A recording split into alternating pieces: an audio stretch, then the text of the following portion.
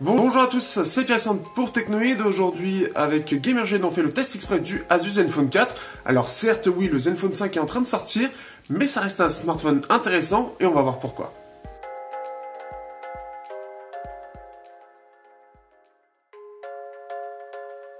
Au niveau des caractéristiques techniques, on a droit à un Snapdragon 630 à 2,2 GHz avec sa puce graphique l'Adreno 508, 4 Go de mémoire vive et 64 Go de stockage extensible via micro SD, une batterie de 3300 mAh avec un port USB type C. On a droit à du Dual Nano SIM, donc ça va être un port soit Dual Nano SIM, soit Nano SIM et port SD. Au niveau des bandes supporté pour la 4G, c'est 800, 1800 et 2600, pas de 700 pour cette version-là, du Bluetooth 4.2. Pour la partie photo, on a droit à un capteur de 12 mégapixels en ouverture 1.8 et le deuxième capteur est un capteur grand angle en ouverture 2.2 de 8 mégapixels. Pour terminer, le tout tourne sur Android 8.0, la mise à jour est sortie il n'y a pas longtemps, toujours avec Zen UI qui est largement simplifié aujourd'hui. Qu'est-ce qu'il vaut, surtout au prix aujourd'hui où on le trouve à 350-400 €? Eh bien, on le voit tout de suite dans le test.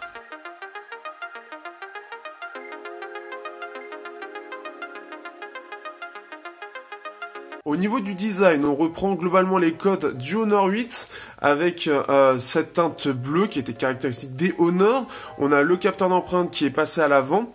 Cette surface vitrée sans lecteur d'empreinte forcément puisqu'elle est passée à l'avant, avec ce double capteur intégré à cette surface vitrée, donc pas du tout séparé, ce qui fait une nette différence par rapport au Zenfone 3 et une nette ressemblance avec l'Honor 8 et 9. Donc ce qui fait qu'on a droit toujours à un jack, bonne chose aussi, port USB type C, le haut-parleur, les antennes qui cette fois-ci ne sont pas des morceaux de plastique qui ressortent mais bien quelque chose de peint, donc déjà beaucoup mieux. On a les ports SIM et port SD ici, le bouton volume et power, et voilà, donc c'est un design qui est vraiment réussi, une réelle montée en gamme par rapport au Zenfone 3, ce qui est appréciable, surtout aussi au prix auquel il est vendu au départ, puisque c'était à 500 €. Donc quelque chose de vraiment réussi. Par contre, attention aux traces de doigts et n'hésitez pas à protéger parce que vu que je l'ai un peu en dernier, on peut voir ici qu'il a pas mal été rayé ici et le capteur photo aussi a pris un petit coup. Donc ce qui fait qu'il faut faire attention à ça. Donc n'hésitez pas à utiliser la protection qui est fournie avec l'appareil.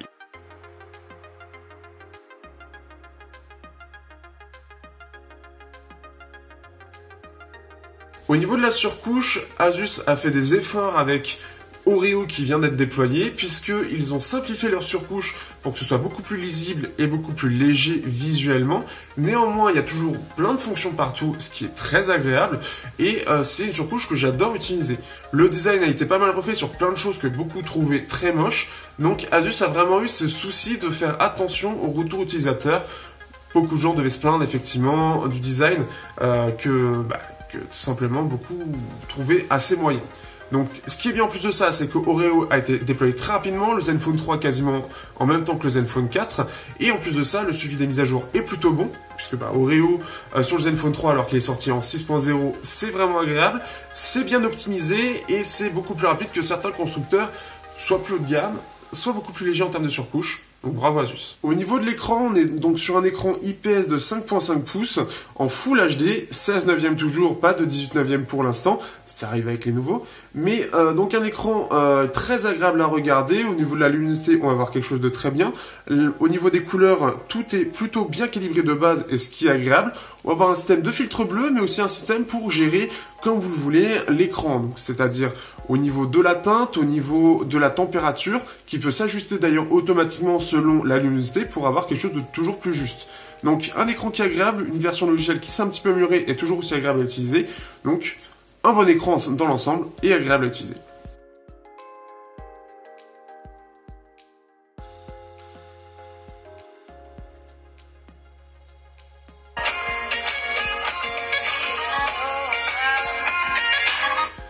Au niveau du son, on passe sur du double haut-parleur, donc ça c'est la petite nouveauté de ce Asus, et c'est plutôt agréable, c'est bien équilibré, c'est bien géré, le stéréo est plutôt de bonne qualité, en tout cas bien meilleur qu'un certain Mate 9.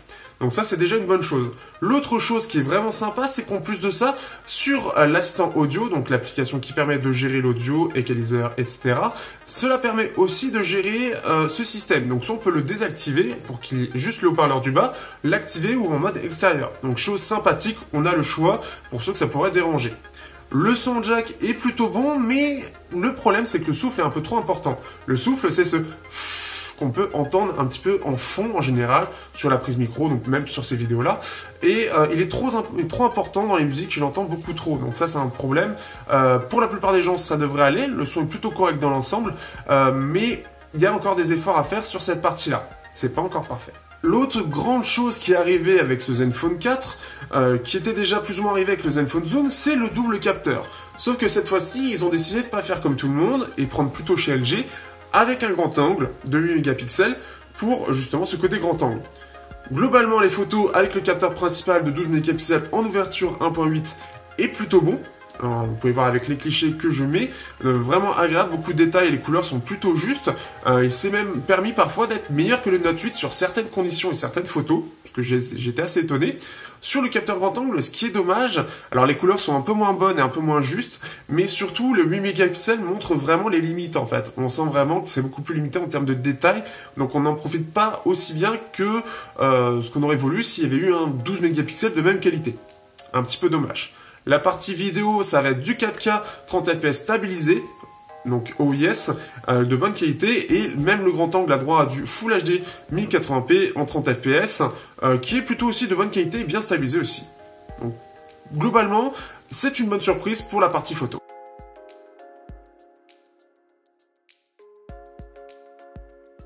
Au niveau de l'autonomie, avec ses 3300 mAh, le Zenfone 4 a une autonomie qui est plutôt correcte, mais là, le Moto Z2 Play fait par exemple mieux.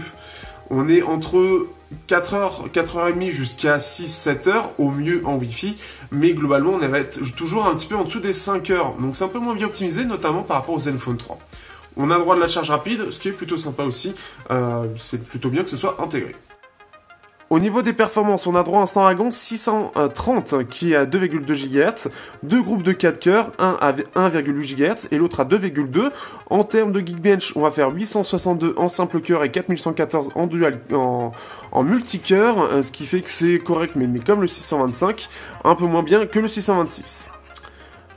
Sur la partie graphique, l'Adreno 508 a vraiment évolué lui par contre, puisqu'il va le faire plus de 600 frames au lieu de 400 sur le 625, ce qui est une très bonne évolution. Par contre, l'autonomie lui en prend un coup. Ça va être surtout la grande différence. Mais globalement, il va être bien mieux pour le jeu et ça va être beaucoup plus agréable.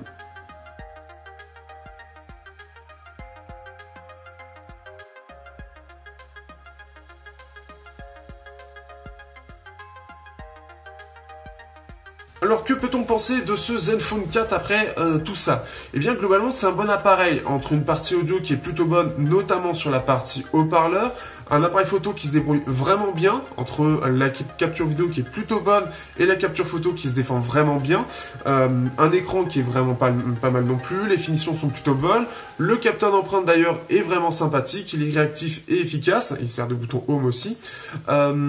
Mais globalement, j'apprécie pas mal cet appareil. L'évolution est vraiment présente par rapport au Zenfone 3. C'est clairement évident. Après, il est sorti un peu cher. C'est surtout ça le problème. Aujourd'hui, il se retrouve à 400 €. Il y a beaucoup de concurrence. On peut retrouver le S8 qui est pas très loin de ce prix-là. On a le LG G6 aussi. On a beaucoup de haut de gamme qui ont pas mal baissé en prix. Et ce qui fait que lui, il reste assez cher. Pour moi, il devrait se trouver aujourd'hui plus dans les 300 €. Donc, je pense que ça va arriver avec l'arrivée justement des Zenfone 5 et Zenfone 5Z et Lite. Et il faudrait voir avec le Zenfone 5 Lite justement quelle est la différence avec les tests. Chose que j'espère avoir assez rapidement, mais ça reste à voir. Néanmoins, le Zenfone 4 reste un bon smartphone, agréable, juste un peu trop cher et surtout assez fragile puisqu'il va prendre pas mal de rayures et des traces de doigts. Ah, et on peut noter aussi un bon suivi pour les mises à jour.